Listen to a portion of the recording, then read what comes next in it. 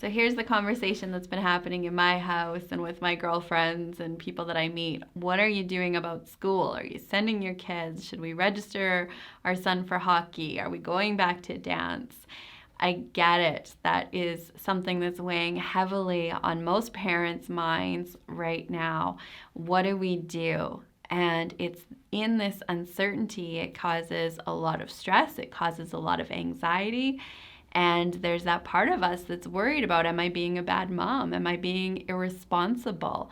What should I do? What's the best thing for me? What's the best thing for my kids, for my family, for my friends? And it can be really spiraling when we get into the what should I do conversation. So I wanted to offer you 3 things to help really calm that uncertainty today and to support you in making decisions and moving forward in a way that you can feel really good. And if this is something you're really struggling with, I encourage you to watch my masterclass on pandemic fatigue, managing the uncertainty, and the link to that is below. So let's start by taking a deep breath here.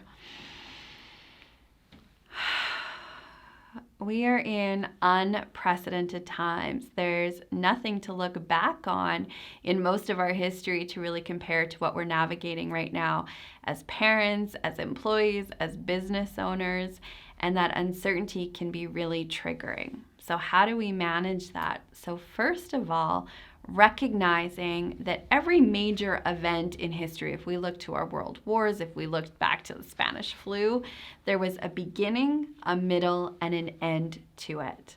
And it's the same with COVID and the coronavirus, is there's a beginning and a middle and an end to it. And for us to just know that this will end. No, we don't know when and we don't know how long, but having that confidence that this is something that I'm navigating right now and it does have a beginning and a middle and an end, when we recognize that and remind ourselves of that, it can calm our nervous system and help us to make better decisions. Secondly, we get to ask ourselves, if I know this has a beginning, a middle, and the end, who do I want to be in the meantime?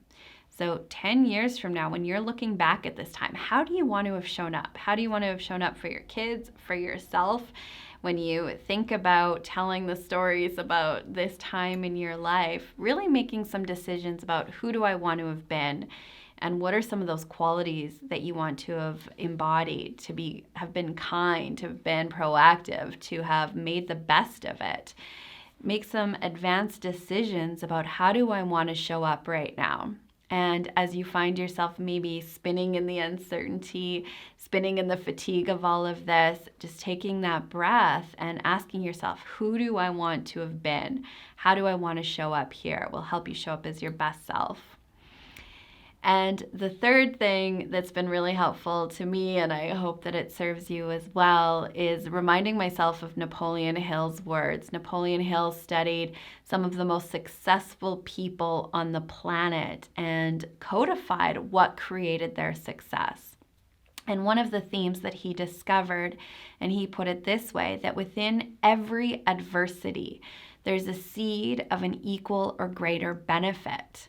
Not some adversities, not once in a while, but every adversity has a seed of an equal or greater benefit. Well, we're in a pretty major adversity right now. And so with that massive adversity, if we believe Napoleon Hill's words and all of the people that he studied, there also exists this massive seed of opportunity. And what I love about his words is if you look at a seed, there's so much potential within that seed. If we're planting our gardens, if we're planting a flower bed, there's so much potential within that seed. But as within every seed, we've got to plant it, we have to nurture it, we have to harvest it.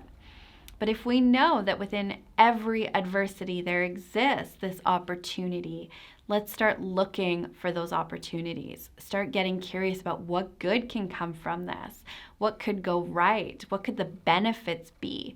And as we start to get curious and look for those seeds of equal or greater benefit, they'll start to reveal themselves to us. What I would also love to say to you right now is good job, Mom. You are doing a great job, and whatever you decide, trust that decision, and there's no right or wrong here. So whatever decisions you're making in the best interest of yourself and your family, just know that you're doing a great job. So remember those 3 keys. Everything has a beginning, a middle, and an end. This too shall pass.